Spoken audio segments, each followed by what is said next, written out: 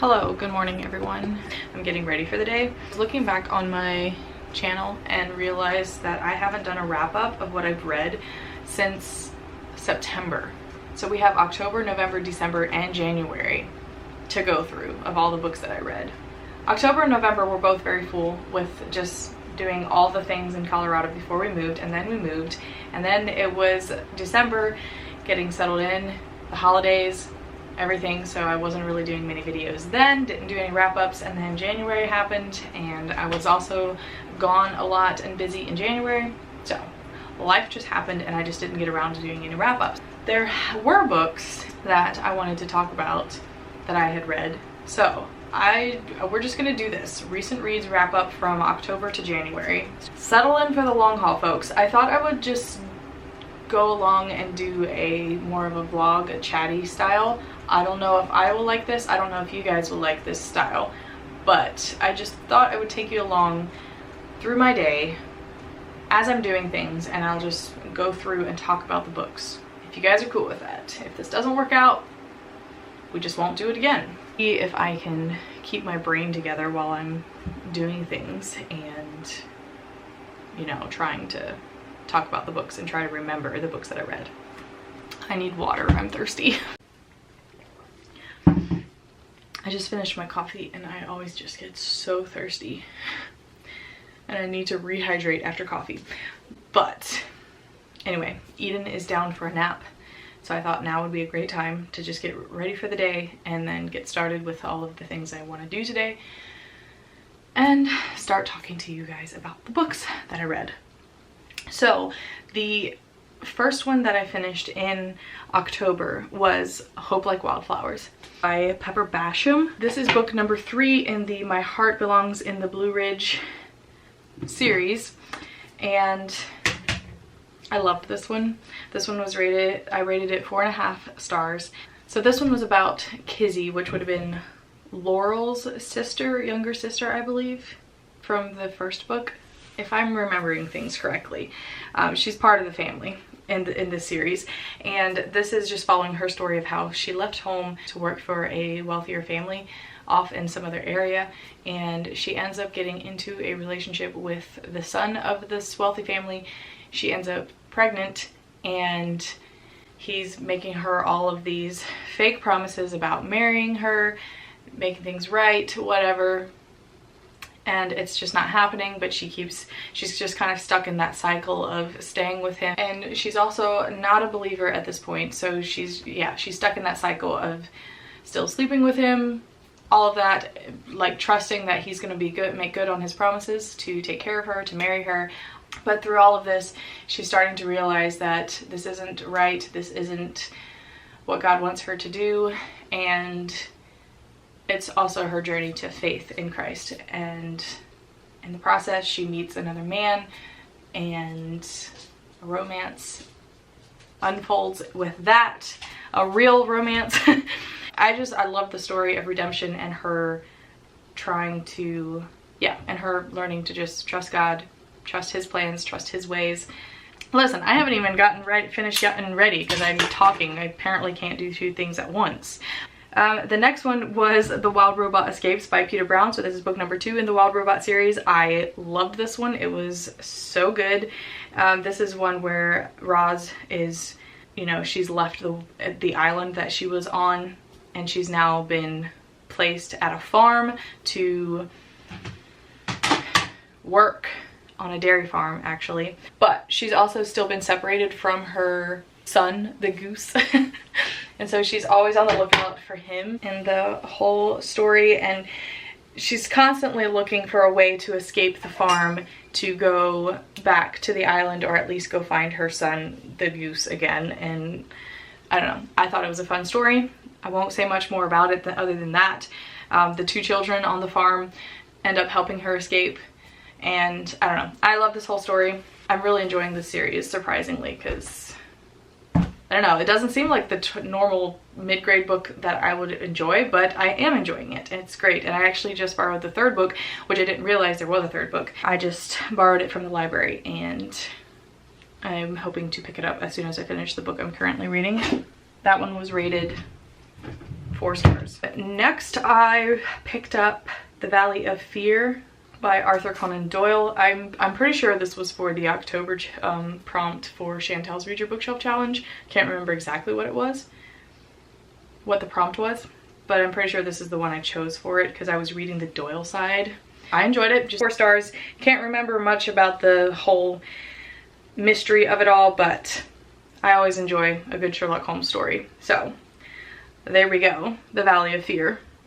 Then next, I picked up The Unexpected Mrs. Polifax. Oh, wow. This was also a recommendation by Chantel, and I loved it. Mrs. Polifax is such a dear. She's so great, and I want to continue the series. It's so fun. I rated it 4 stars. So it's basically just an older lady, I think in her 60s. I'm not actually sure how old she is, but she kind of decides that her life is kind of lame and boring and she's not doing much of anything with her life, so she wants to do something fun and exciting, so she decides to join the CIA. She walked into the office for the interview and the guy just decides to use her for this one mission. Things go wrong and it's just a whole adventure with Mrs. Polifax and the other agents and everything. It was just a lot of fun. I think there is some language in the book that I didn't love, but it wasn't just overwhelming. So just keep that in mind if language is something that you want to avoid in books. But other than that, I don't think there's any content that anyone needs to be warned about. The next one that I read was The Princess Bride by William Goldman. So I clearly don't know a ton about the Princess Bride lore, and that William Goldman rewrote the original classic and cut out a bunch of history about this place.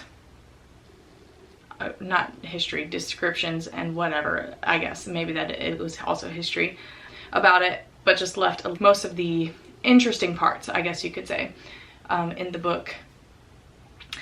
Because it's very similar to the movie where the grandfather's reading the story to his grandson, but skipping a bunch of the boring information and just leaving the exciting parts in. And so I didn't know that there is an original classic by Morgenstern. So I read William Goldman's version. I enjoyed it. It was a lot of fun. 4 stars. It's literally exactly like the movie because William Goldman was involved in the making of the movie, if I remember correctly. So yeah, it was just a fun time. It's great and hilarious. And I don't know, is it worth reading the original classic? Because at this point, I don't think so. I got enough of the story. I loved it. I'm good with that and don't really want to bother with the original classic. But there we go. I finally checked that one off my list, which was an accomplishment for me. And then next I read The Hidden Peace, Finding True Security, Strength, and Confidence Through Humility by Joel Muddamalle, I think is how you say that. This was recommended by Felicia Masonheimer, and I love her ministry and trust her recommendations for books. And so I picked this one up, and I rated it 4 stars. With nonfiction books like this, it's very hard for me to remember specific things about it. But apparently I have 47 highlights because I read it on my Kindle. So I know it was good and I do recommend it. I just don't remember just a ton about it, like the specifics of the book, if that makes sense. But anyway, I would recommend it, 4 stars. Then next I read Vadis. I cannot pronounce his name. He's a Polish author. This is one of his more well-known books that he wrote. It's a story set during the early Roman church period. So like Peter and Paul show up. It's very similar to, like, the setting and the time period is very similar to Francine Rivers' Mark of the Lion series, which is one of the reasons why my friend recommended this so many years ago, because I was talking about the Mark of the Lion series and she was like, hey, you should read Vadis, because she loved it so much. And so at the time when I decided to pick it up and read it, I had just finished the Mark of the Lion series, which is my favorite and so good. I decided to give it a chance, and I didn't even get past the first chapter because I was like, I can't read this right now. It's so boring and just very hard to read and understand. And so many years went by before I ever got around to reading again. What the story is about is a young Christian girl, Lesia is her name. Princess isn't the right word, but she is from like a wealthy family from around the area, and she is in Nero's court, I guess, and could potentially become one of his wives or concubines or something, I don't know, because she is very beautiful. And then it's about Marcus. Like, I'm telling you, the names were so close to Mark of the Lion series names that I sometimes was getting them mixed up, but I'm pretty sure he's in the Roman army somehow, but he's also just high up. He has a lot of connections to people and has access to Nero's court inner circle. Meets Lesia one day and immediately falls in love with her, although it's probably more like lust in the beginning, because she was just very beautiful and he just thought he had to have her, basically. But she, being a Christian, she did not want to become his woman, basically, because she wanted to just be married to him. But she didn't want to get married to him because he's not a Christian. He just noticed that I think there was something very different about her and her demeanor. She was just very different from the other ladies of the time. It's right around the time of the Great Roman Fire, and there's lots of speculation on whether or not Nero actually started that himself. So yeah, I don't think this is really spoilers or anything, but he does eventually become a Christian through meeting Paul and Peter and just Lesia's testimony herself and wanting to protect her. But yeah, and that's about it, like, as far as the story goes. I mean, yeah, they obviously get caught in the fire and have to escape that. I don't know. The story itself, excellent story. I think he is an excellent storyteller, but my only issue with the book was that it was so slow and so hard to get through because of the way it was translated. So it was translated from Polish into English, and it used so many Old English terminology and way of speaking, so many these and thous. It felt like reading the King James Bible version on steroids. Like, I grew up on the King James Bible, reading it, and so it's not that difficult to read the King James version, but like reading in story form like that, it was so difficult to like stay invested in the story. Like towards the end, when like the climax is happening and there's, you know, like the Colosseum, so like a huge scene like that, just like it was in the Mark of the Lion series, where they're both in the ring with wild animals. It was very intense. That scene was very beautiful and intense, and I loved it. It was my favorite part of the book, just the way that he told the story. But I just wouldn't recommend reading this version of it. If you want to read the story, I would recommend finding an abridged version or even the audiobook. That was intense and really hard to get through, but the story was beautiful. Like, I rated the book 3 stars because I loved the story. I just didn't love my experience reading it, if that makes sense. So take with that what you will. If you like reading old English style writing, then go for it. Okay, so I'm gonna work on folding some laundry now. The next books that I read in October, I picked up the Timeless series by Gabrielle Meyer. And when I tell you that was the only thing I wanted to read from then on, it's exactly what I did. I literally had no interest in picking anything else up. Oh, there's Eden waking up from her nap. Okay, anyway, I just went and bought all of them on Kindle because I read the first one. I think she was doing a sale where they were really cheap because she was promoting her next book, the 4th one maybe. And anyway, they were all really cheap on Kindle, and so I just snatched them up and I started reading the first one. Why can't I think of the name? When the Day Comes.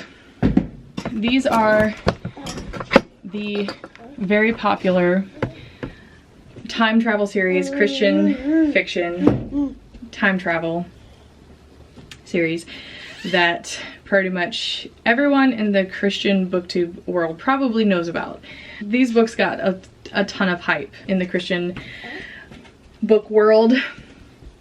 And I was like, okay, everyone's loving them. And most everybody who I trust their recommendations and we kind of have similar tastes, were loving them. But I was just like, they can't be that good. They just, there's no way. Yeah, what is it? You have a fox? But I was like, you know what? I'm going to try to read it. I'll see how it goes. I was a little unsure about the time travel part of it all. It's like, is it going to be weird? Was a little bit worried about, like, is it going to be weird magical type of thing? I don't know. I started reading this book and I immediately fell in love with the characters, with her writing, with the story. Are you kidding me? Ah! So, this first book, especially, When the Day Comes, I stayed up until 2 a.m. one night to finish it because I could not put it down and I had to be up at 6 o'clock the next morning. And it's not a good idea to stay up that late reading when you're a mom that has to wake up during the night to feed your child. But I just couldn't help myself. It was way too good. I don't remember where I was talking about this book, but I loved it. I don't know how much to say about this book because I went in not knowing anything. Like, I didn't know how the time travel worked. I didn't know pretty much anything about the plot line because I avoided all reviews about it because I didn't want to get any spoilers. Because I wanted to read it for myself and just go in and be immersed in the world.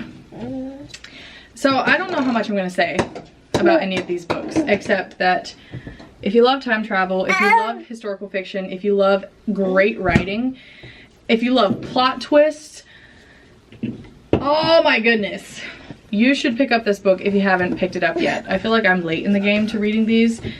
Oh my goodness, Libby in this first book, I loved her so much, and just everything about the story. The plot twist, the plot twist still shocked me, but it was exactly what I hoped it would be.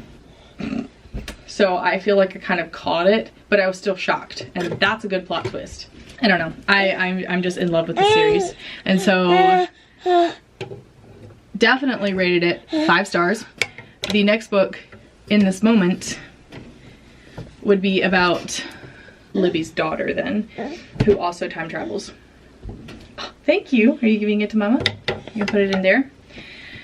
So yeah, again, I'm not going to say much about this series because I would prefer people go in not knowing much of anything. I just feel like you would enjoy it a lot more if you don't know anything about it. So there we go. Just read the series. I rated every single book 5 stars.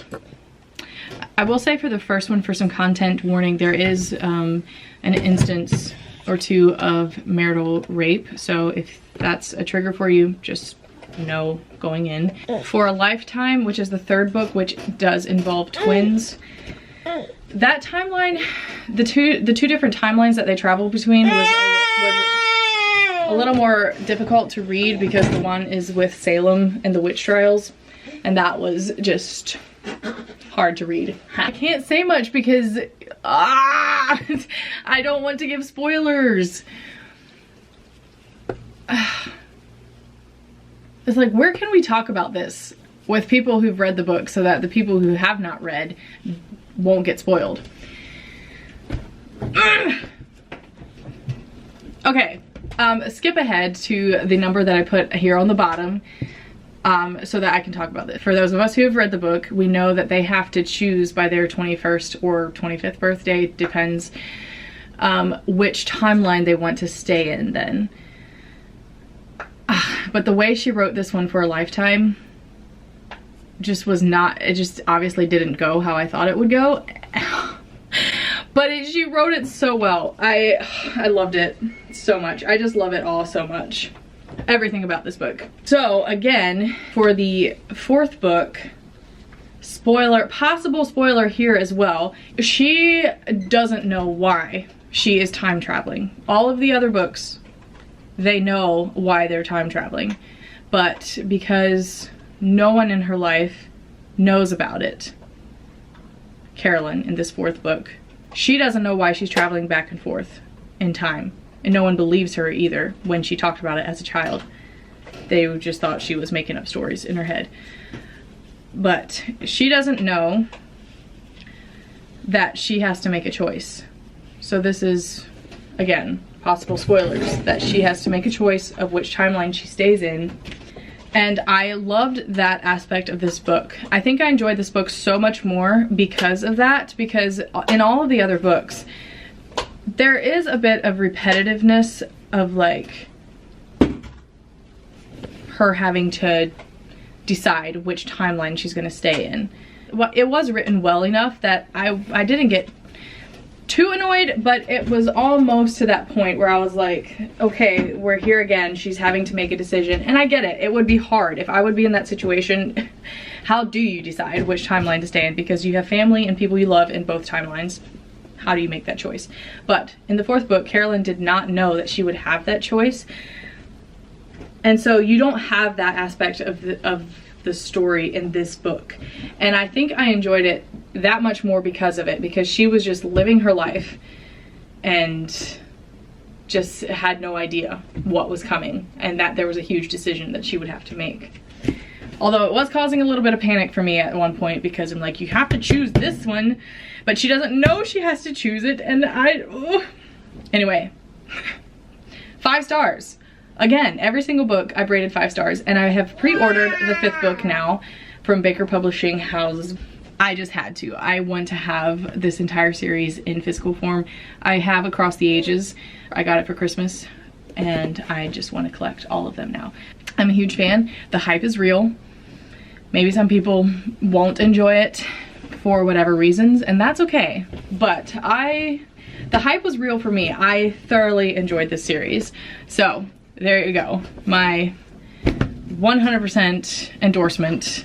The next one that I read was The Lost Rose by Victoria Lynn. This is the 3rd book in the Chronicles of Illyria series. I had pre-ordered this one as well when she was promoting it. I had read the first 2 books on Kindle Unlimited the beginning of last year.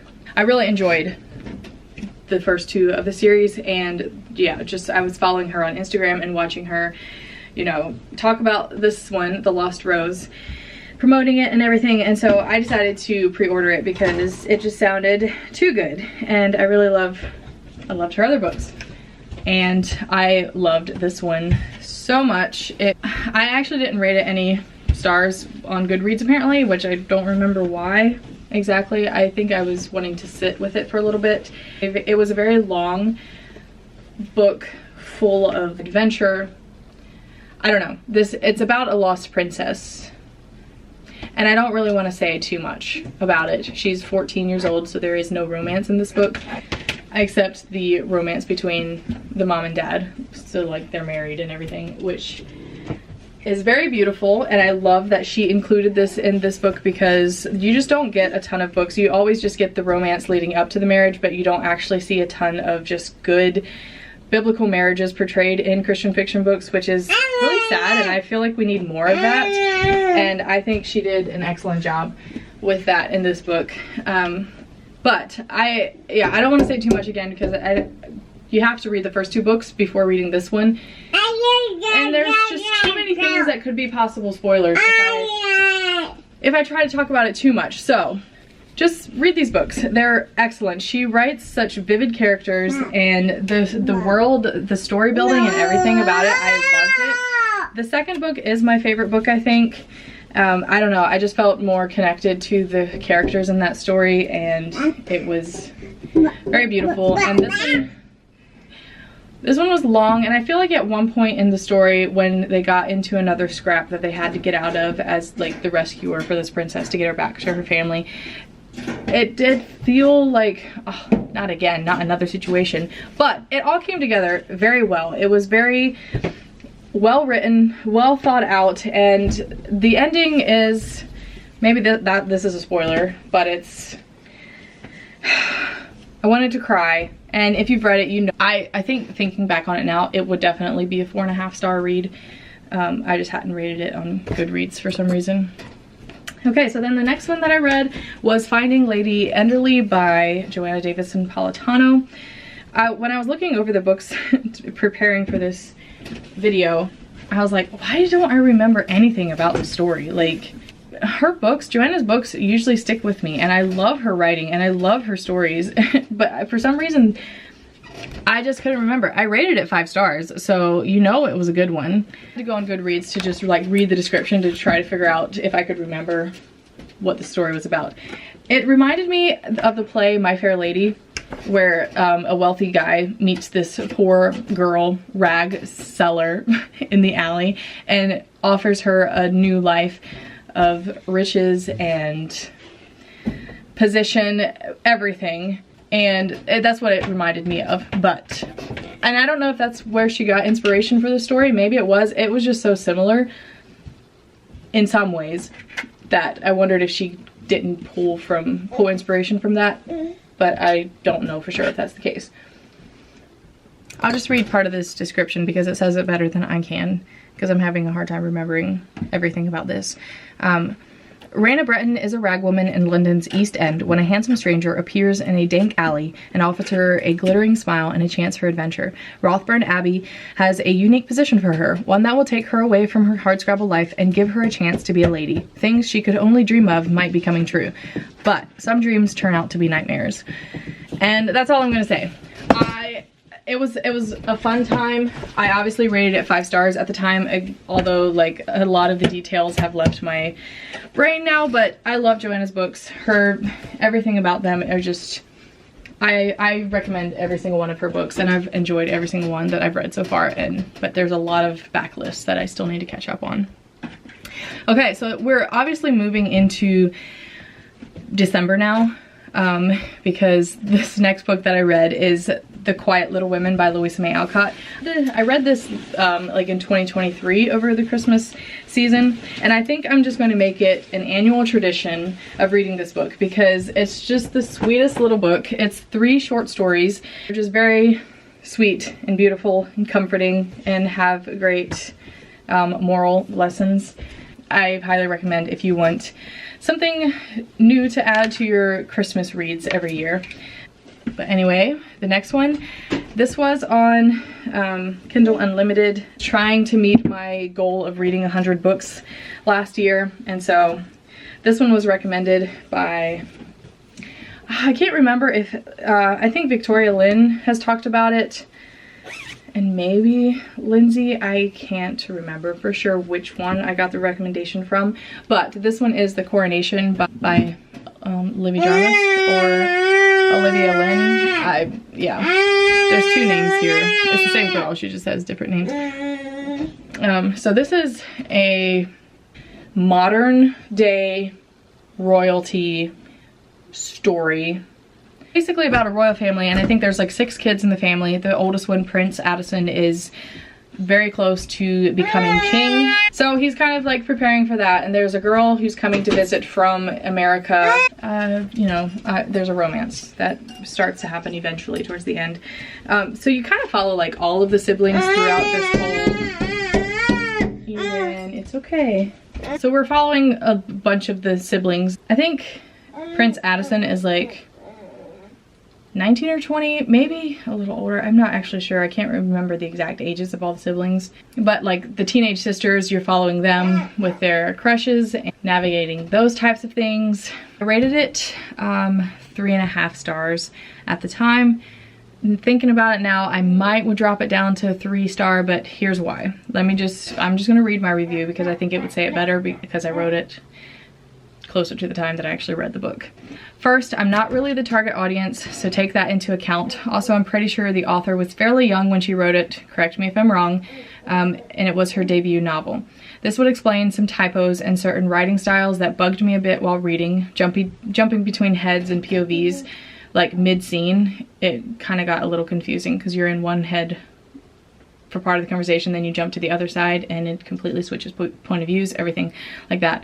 And geographically, Is Kip trying to get your cracker? Tell Kip, no, no. Geographically and culturally speaking, it was a bit odd sometimes. Tarsarella, the country, is a made-up country in Europe, but everything about it felt very American, except the monarchy part. So like, the foods that they were eating, the way they talked about things, I don't know, it was a lot of it just felt so American and not European. That's probably just a personal thing. And characters did feel a bit stereotypical / over the top sometimes, like with the teenage, but this is all just me being very nitpicky, and so sorry. Anyway, and then I said, but if 13 to 18-year-old Carmen, if I would have read it at that age, I would have eaten it up instead of a 27-year-old Carmen. All things royalty, prince and princesses, life in the palace, balls, teenage crushes, and navigating those while honoring God and his will, danger and intrigue, heroic rescues, fangirling over famous musicians, etc. Overall, I did enjoy the story. I loved the family relationships and dynamics. I also appreciated the faith content and the lessons each character was learning, but again, those are things I would have related to more as a teenager. The last 20% of the book or so definitely had a different feel to it.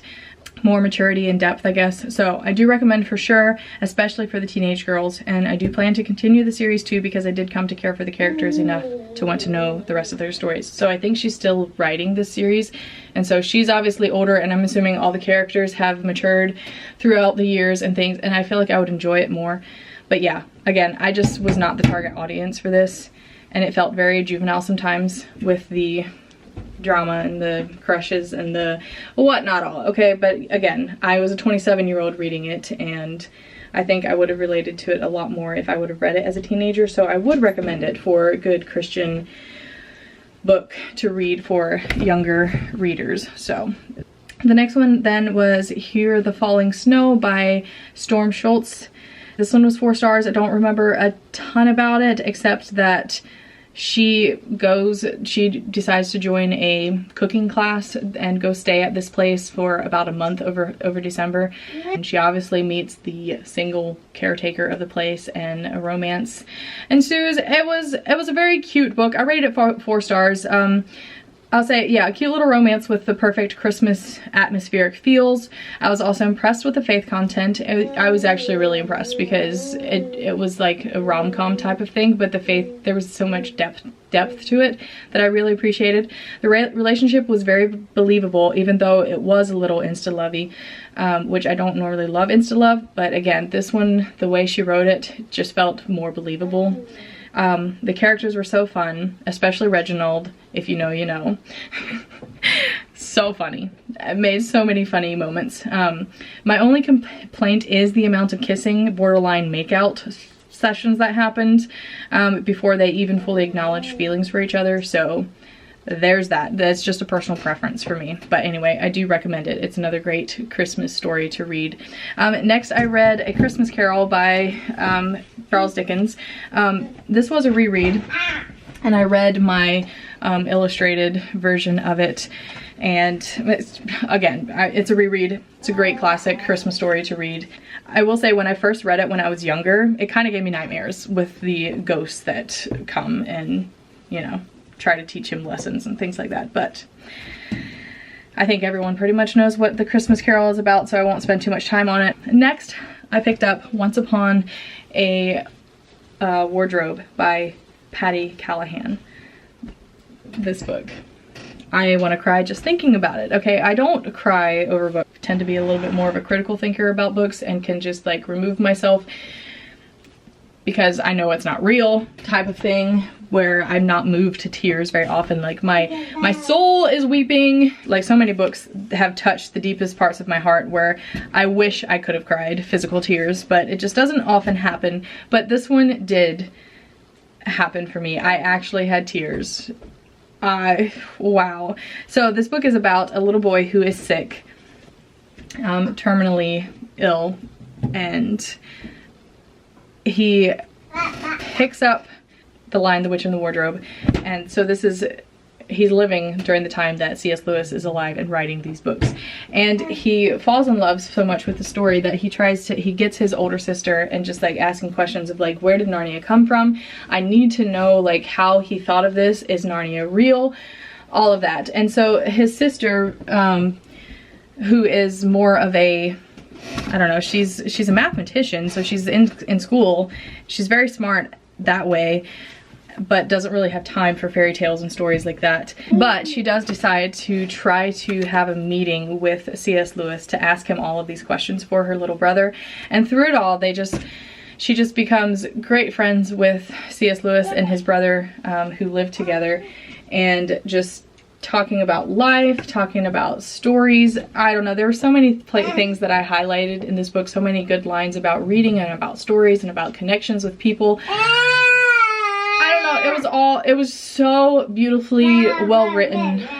I just loved it so much. 5 stars. I cried, so you know it's good. I don't know, if you haven't read this book, please pick it up. It is great to read in the winter season, but I would read it any time of the year, honestly. It's so good. It was such a beautiful story.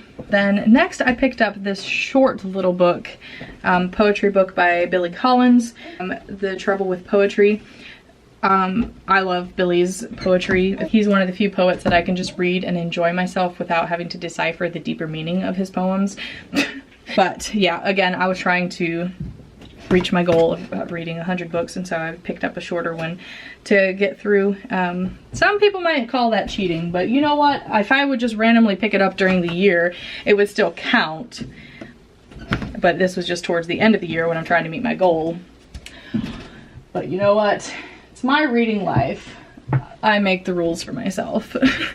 But anyway, I enjoyed it. I rated it 4 stars. This was not my favorite of his collections that I read. I think there was only 1 or 2 poems that I really loved in this one.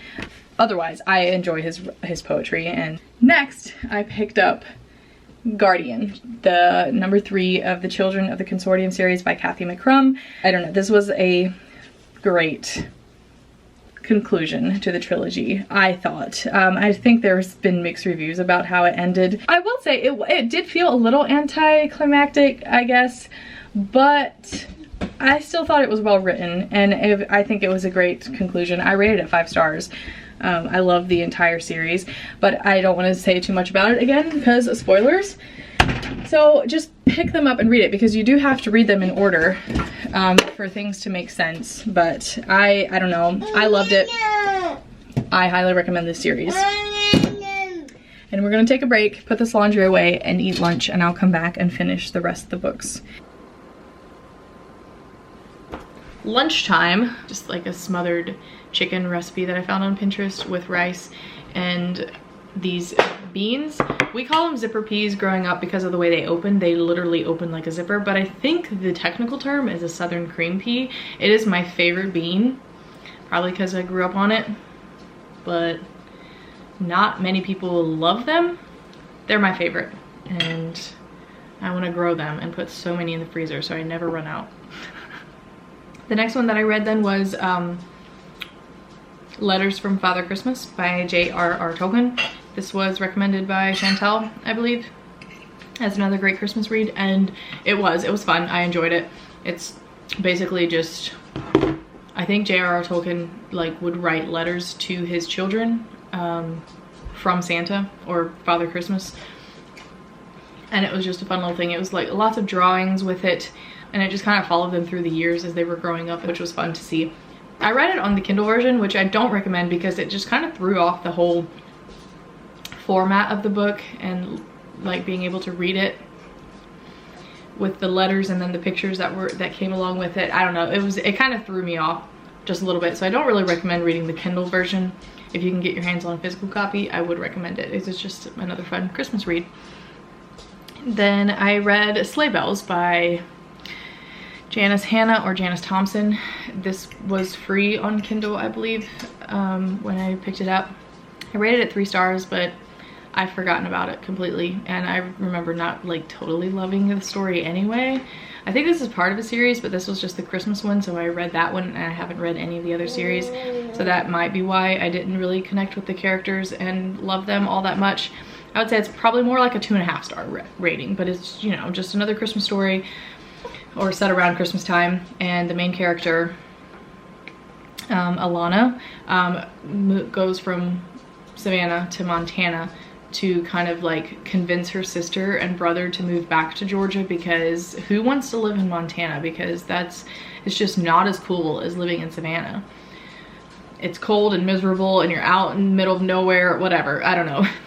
Those were her attitudes. So she was going on a mission to try to convince her brother-in-law to move her sister back to Savannah so they wouldn't have to live such a miserable life. And through all of it, she learns life lessons about, she kind of had a superiority mindset about life in Savannah over the ruggedness of Montana. Eventually her mind gets changed and there's romance, all of that. It was fun, it was a good story, but I didn't really totally connect with it. And it's clean, so there you go. But that's about it. I, you know, don't really remember much about it, and I don't think I will ever read it again, but anyway.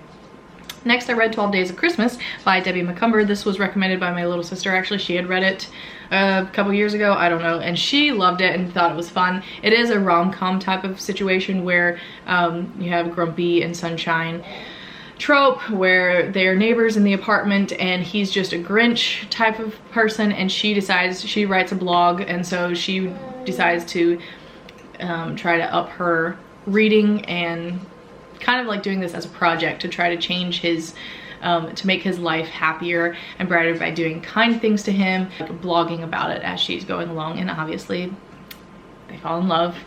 I don't know, it was fun. I enjoyed it, and it is clean.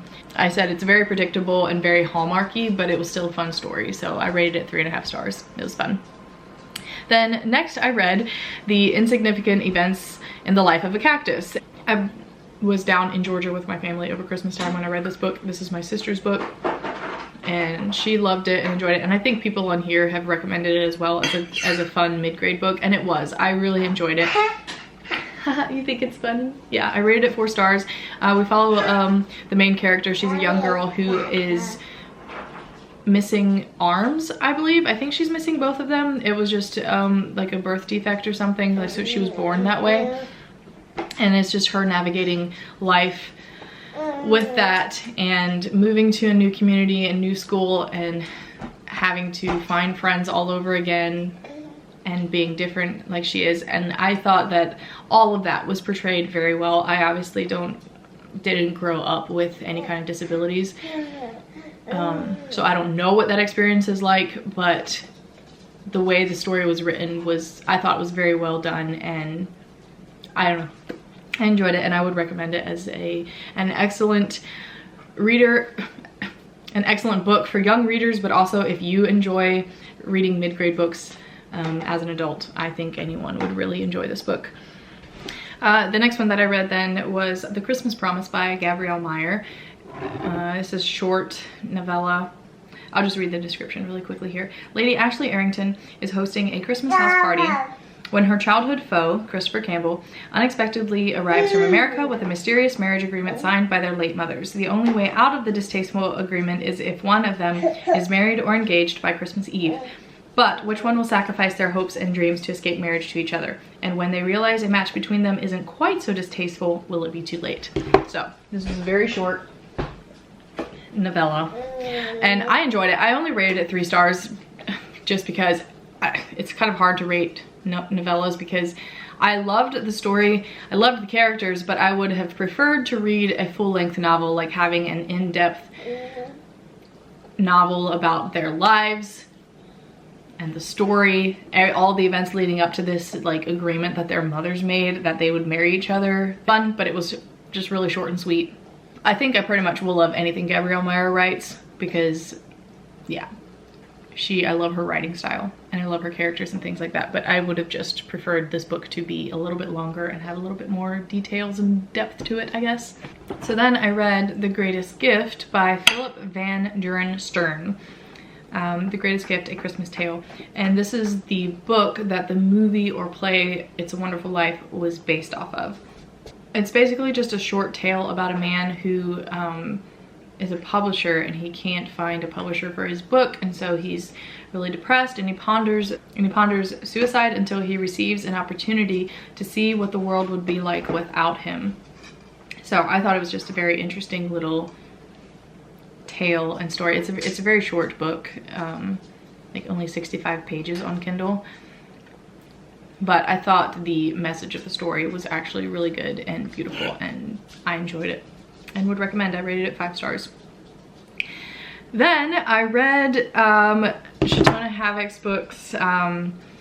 This is book number 2 in the Bookstring series, the Clock Tower Bound book. I love this series so much. It definitely does not help my desire to open a bookstore. These stories are all about bookstores that have come upon some hard times and they're struggling to keep going, and there's this guy, Milton Coleridge, not the author Milton Coleridge, but just an older guy who is kind of like the bookstore doctor, that he comes around and helps these owners of these stores to get their businesses back up and running. And this one was about 2 best friends who kind of had a falling out. They were running a bookstore together and they had a falling out, and the one girl decided to open up her own bookstore right across the street. And this is a small town, and it was obviously not a wise financial decision because it's really hard to keep up 2 bookstores going in a small town.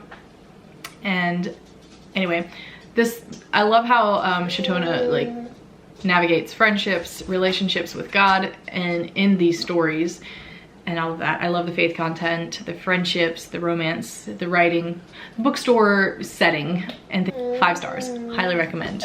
And so then I read The Heart of Noel. It's spelled like Noel, but it's pronounced Noel. This is a Bookstring's novella, as she calls it. So it is a short Christmas story about a bookstore, again, obviously, where Milton comes in and tries to help this guy who owns the store, and it's over Christmas time. So it was a great read for Christmas. I rated it 4 stars. Again, I just really enjoy this whole series and highly recommend. And that is it for all of the books in December. I was 4 books away from meeting my goal of 100 books, but I'm really proud of myself for actually reading 96 books otherwise, so that's great.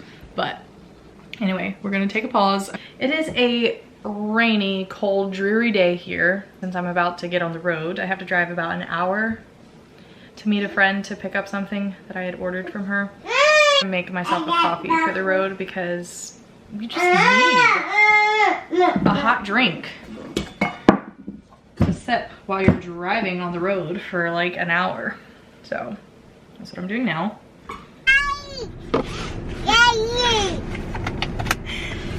She has lots of things to say. My battery is dying. I have to quick go run in and get another one before we leave. Well, I'll be back. I just literally put this one in. Okay, we'll see how this goes. These are like not Canon brand batteries, but they've always worked before, but just today my camera's been like, does the battery say Canon? It might not work, whatever. So I don't know. I brought a couple extra batteries. We'll see if we can get it all done. If I can get this done. At the next stop sign, turn right. And see how, I hope the audio is gonna be good. That might be a problem. I'm telling you, the roads here are just so different from what they were in Colorado that in about 11 miles, keep left. Constantly confused. I'm clearly not used to driving in the country anymore. Whereas like in Colorado, most of the roads are set on like grids and squares and blocks. Whereas here it's just a bunch of country roads with weird turns and intersections and everything. Exactly. I agree. Okay, so it's a little warm. We don't need the heat blasting that much. It's not that cold outside.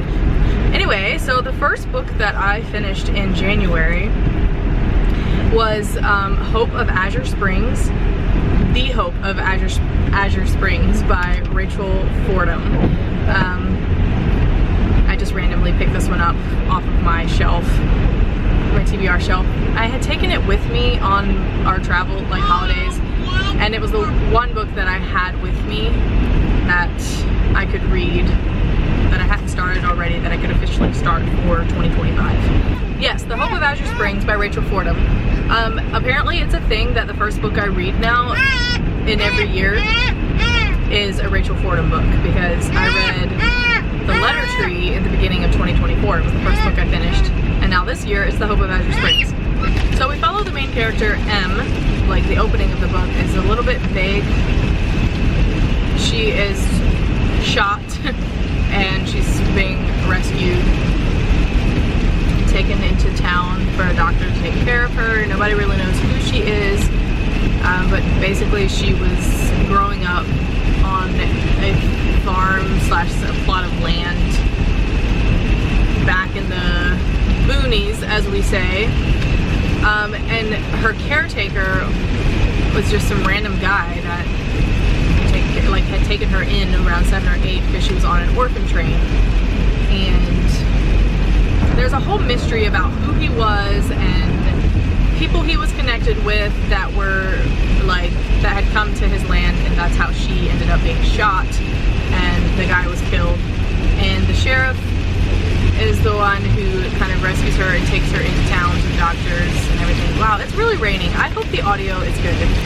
Anyway, M also has a long lost sister that she's trying to reconnect with, was also on the orphan train, and they got split up. M's life was not good with this man. He never like physically or sexually abused her or anything. He just didn't take care of her. So she had to learn how to forage her own food, and so she was super malnourished.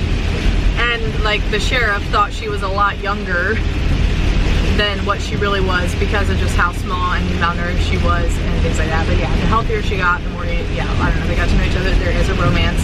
And I think it was just a very sweet, beautiful story. I rated it 4 stars and I would recommend it. And then the next one that I read was 84 Charing Street. I read this for one of the prompts for the Brighter Winter Reading Challenge that I was doing in January. I was not very strict with this challenge, but this was one that I did want to read, and the prompt was to read a non-fiction book of letters.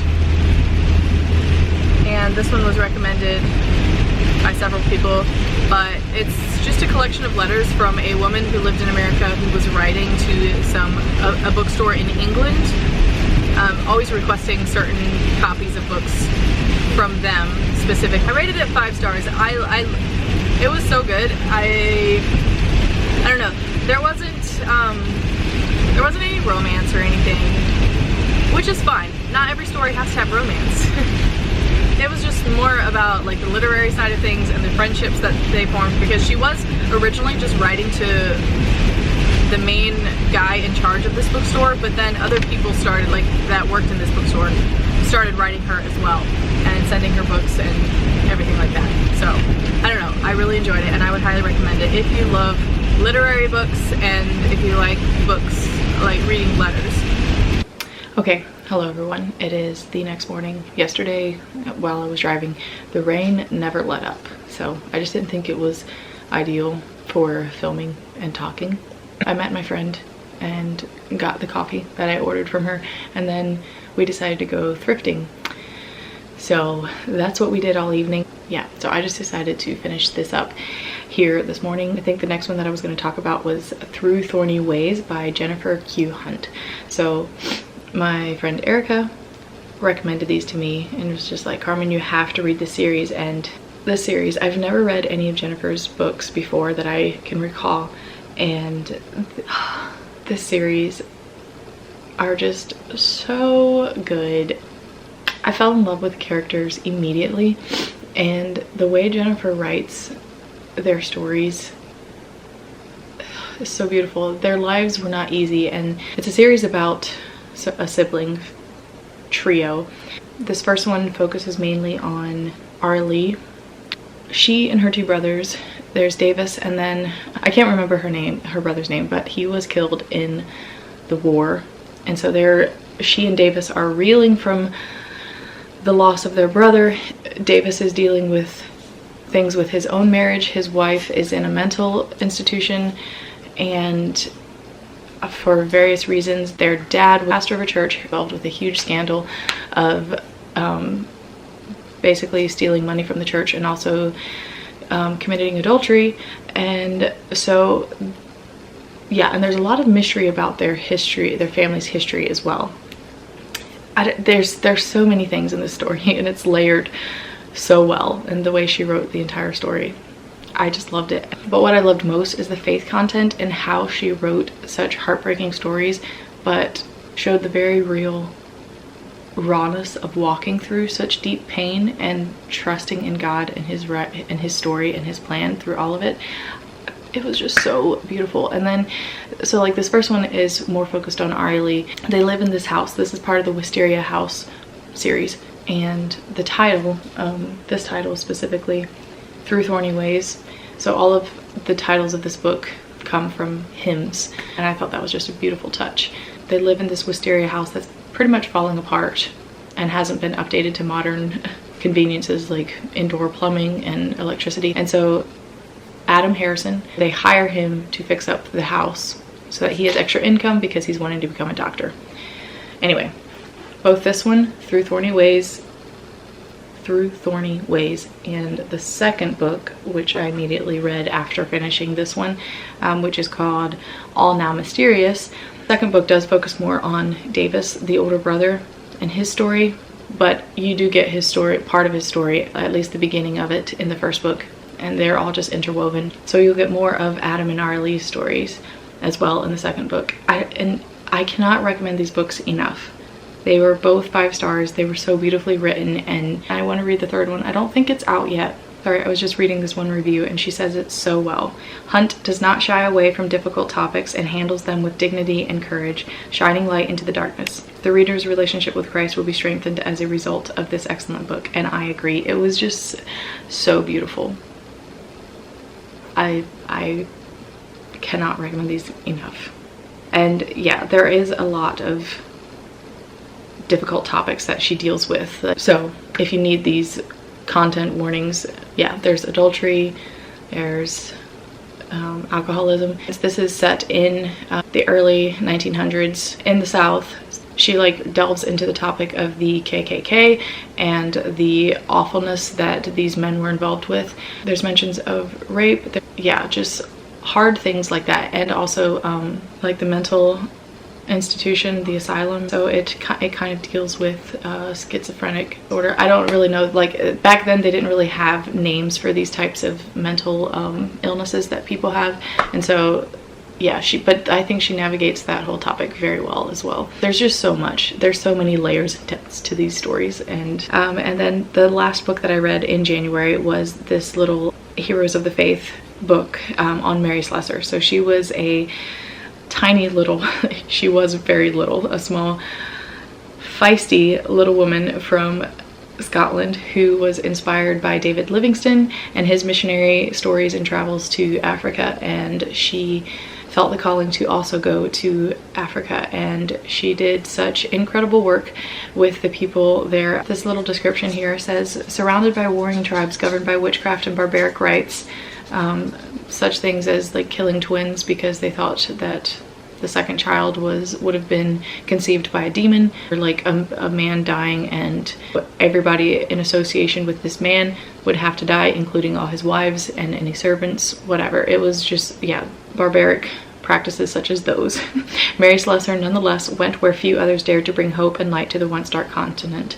Armed with a relentless faith, abetted by her medical skills, linguistic abilities, and a contagious sense of humor, Slessor succeeded in opening Africa to a healthy trade and the message of Christ. So she did a lot, just this little feisty woman who dared to go alone into the wilds and into the jungles of Africa and bring the light of Christ to the people there, and her story has always inspired me. That does conclude all of the books that I read from October to January. So if you guys are still here, leave a butterfly emoji in the comments below so I know you guys made it all the way through.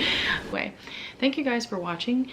Let me know if you liked this style of a reading wrap-up. I do prefer doing them at the end of each month because, yeah, these videos can tend to get long if I do over a long period. But if I'm only reading like 4 or 5 books a month, then it's not hardly worth doing a wrap-up at the end of a month. Thank you guys for watching. Thank you for sticking it through this very long video, and I will see you guys in the next one. Bye.